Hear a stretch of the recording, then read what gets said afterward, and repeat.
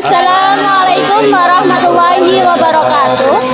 Perkenalkan, nama saya Arbaqatun Fidatur Rahma dari kelas 12 IPS 2, nomor absen 5.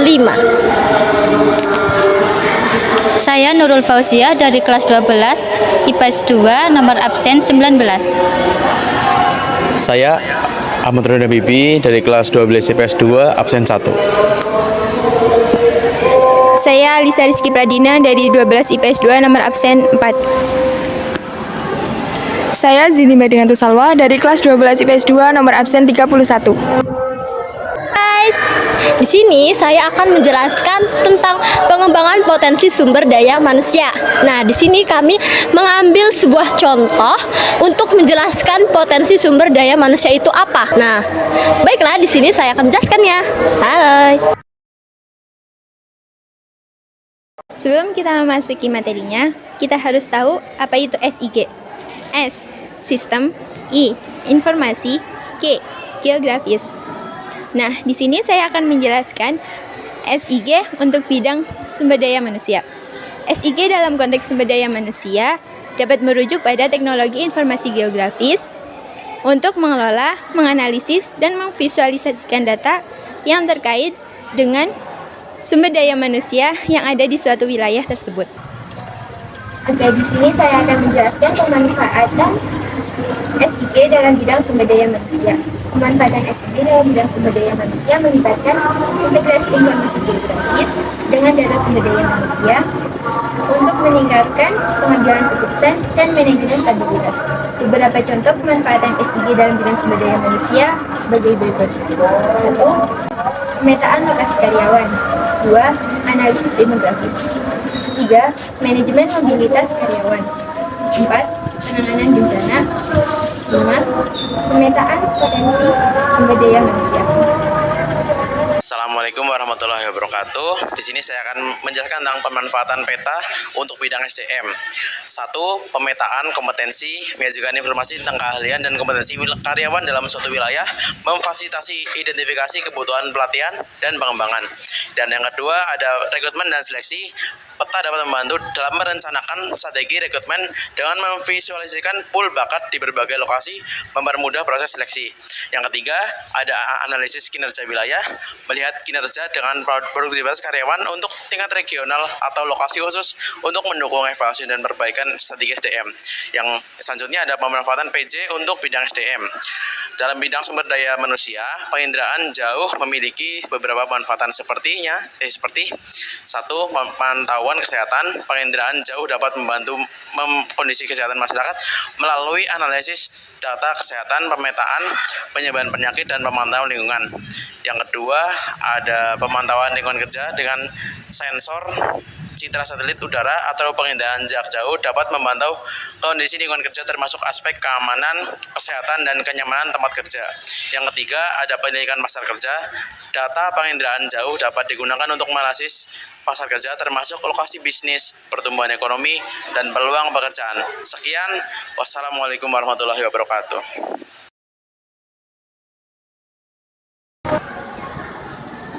Halo guys, bertemu lagi dengan saya dan di sini saya akan menjelaskan apa itu potensi pengembangan sumber daya manusia. Nah, di sini saya mengambil dari contoh desa Ambalesmi, Kecamatan Ambang. Nah, di sini agar kalian itu mengerti apa itu pengembangan potensi sumber daya manusia. Ikutin saya lagi.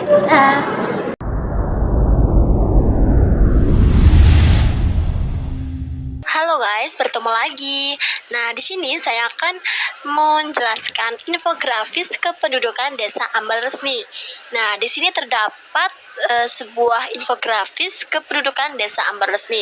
Bisa kalian lihat ya guys. Nah, di sini itu digunakan tujuan dari dibuatnya infografis ini adalah agar masyarakat desa dapat lebih mudah dalam mengetahui kondisi dari lingkungan tempat mereka. Dengan adanya infografis ini juga dapat membantu para perangkat desa atau instansi terkait dalam mengetahui kondisi desa dan dapat menjadi acuan dalam pengambilan keputusan terkait desa itu sendiri. Nah, di sini kalian bisa lihat di sini adalah disebutkan beberapa infografis kependudukan Desa Ambal Resmi Bisa kalian lihat infografis jumlah penduduk menurut kelompok usia. Kalian bisa lihat ya guys, dan juga ada infografis kependudukan desa Ambar Resmi yang infografis tersebut adalah pekerjaan. Dan ada juga infografis jumlah penduduk menurut jenis kelamin. Dan ada juga infografis kependudukan desa Ambar Resmi yaitu pendidikan, infografis pendidikan ya guys, dan juga infografis migrasi. Nah, di sini saya tidak semua menjelaskan beberapa infografis ini.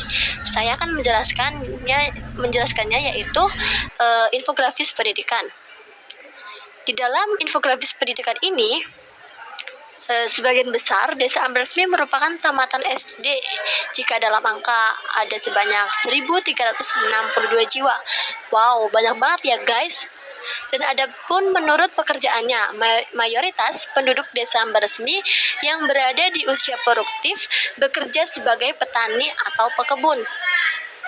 Untuk kelompok usia, mayoritas penduduk desa Ambar Resmi berada pada kelompok umur dewasa yaitu 20 hingga 60 tahun.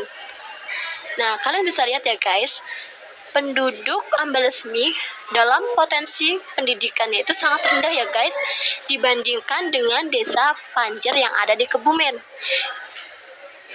Desa Ambar Resmi ini dalam pendidikan sangatlah minim dan juga sangat berbeda ya guys dengan desa Panjer yang ada di Kebumen. Dan juga terdapat di sini bahwasanya pendidikan itu dalam desa Ambar Resmi hanya mayoritas pendidikan tamatan SD, habis itu SD dan juga langsung bisa petani dan buruh ya guys. Nah, sedangkan kalau di Panjer terdapat banyak sekolah, walaupun banyak sekolah, dan itu pun sebagai yang petani, buruh pun sedikit. Nah, di situ kita bisa melihat bahwasanya dalam kependudukan desa Ambar Resmi dan kependudukan desa Panjer yang ada di Kebumen sangatlah berbeda ya guys. Oke, mungkin dari sini saja yang bisa saya sampaikan. Sampai jumpa lagi. Di sini saya akan menjelaskan perbandingan potensi pendidikan di sebuah desa di Kebumen, yaitu Desa Panjer dan Desa Ambar Resmi. Di Desa Panjer terdapat berbagai potensi pendidikan. Yang pertama yaitu ada PAUD, TK, MI, SD, dan juga ada kampus PGSD UNS. Sedangkan di Desa Ambar Resmi hanya terdapat sedikit potensi pendidikan. Yang pertama yaitu ada MI, TK, SD, dan PAUD. Di Desa Panjer terdapat banyak potensi pendidikan karena Desa Panjer terletak di kota, fasilitas pendidikannya sudah modern, dan fasilitas transportasinya mudah dijangkau. Sedangkan di Desa Ambar Resmi hanya terdapat sedikit potensi pendidikan karena di Desa Ambar Resmi sebagian mayoritas masyarakatnya bekerja sebagai buruh dan petani, dan juga hanya lulusan SD saja. Maka perbandingan potensi pendidikan antara Desa Panjer dan Ambar Resmi sangatlah berbeda. Jadi bagaimana caranya kita untuk meningkatkan potensi pendidikan di Desa Ambar Resmi agar lebih banyak terdapat potensi pendidikan di Desa Ambar Resmi? Maka kita harus berkolaborasi dengan Desa Panjer ataupun desa yang lebih tinggi potensi pendidikannya daripada Desa Ambar Resmi.